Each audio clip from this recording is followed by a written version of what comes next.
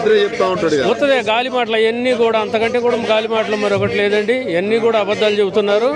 ఒక జీపీఎఫ్ జనవరి 25 వరకు జీపీఎఫ్ చెక్కులు అయిన వాళ్ళకి మాత్రమే జీపీఎఫ్ వచ్చింది తప్ప ఇంకా ఏది కూడా పిఆర్ఎం కానీ పిఆర్సీ కానీ లేకపోతే ఫిట్మెంట్ కానీ లేకపోతే గ్రాట్యుటీ కానీ కమిటేషన్ కానీ లేకపోతే ఏది ఇంతవరకు కూడా ఏ ఒక్క ఉపాధ్యాయుడికి ఉపాధ్యాయులకు ఎవరు కూడా గవర్నమెంట్ దగ్గర మన దగ్గర పైసలు లేవు, నన్ను వచ్చిన పైసలు దొరకట్లేదు. ఎవరు కూర్చోమన్నారు గద్దె మీద? ఇవాళ తండ్రి ఉన్నాడు, కొడుకులకు పెట్టాల్సినటువంటి బాధ్యత పిల్లలను చూసుకోవాల్సిన అవసరం తనకే ఉంది బాధ్యత. అవును కదా?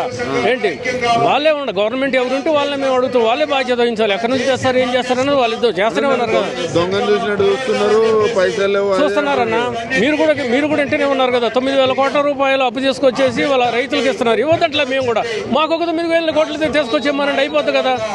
రిటైర్డ్ ఉద్యోగులకు అందరికి కూడా అయిపోతుంది. 9,000 కోట్ల రూపాయలు ఇచ్చేస్తే అయిపోతూ ఉంది కదా. ఏంటి కాకపోతే ఏంటంటే ఈ ప్రభుత్వానికి తిరిగి రాబట్టుకునేటువంటి సంస్కృతి ఒకటి ఉంది. ఇది గుర్తుపెట్టుకోవాలి అందరూ కూడా. మాకు ఇస్తే వాళ్ళకి తిరిగిపోవాలి.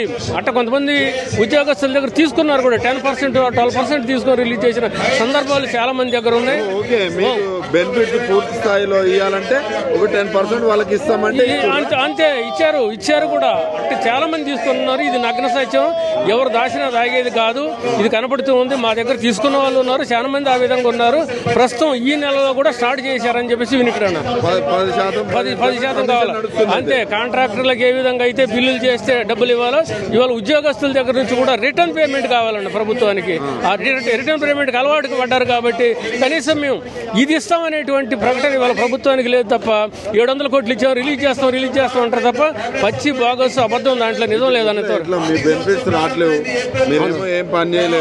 ఎట్లా నడుస్తుంది? ఇంకేముందని పెన్షన్ ఒకటి వస్తుంది కదా, రెగ్యులర్ పెన్షన్ ఒకటి ఇస్తున్నారు, దాంతో నడిపిస్తూ ఉన్నారు. కానీ ఈఎంఐలు భవిష్యత్తు కోసం, పిల్లల కోసం, తర్వాత ఇల్లు కోసం ఈఎంఐలు కట్టినటువంటి వాళ్ళు, మా సార్ ఒక ఆయన ఇల్లు అమ్ముకున్నాడు ఈఎంఐ కట్టలేక ఇల్లు అమ్ముకొని ఇప్పుడు ఈఎంఐ కడుతున్నటువంటి పరిస్థితి.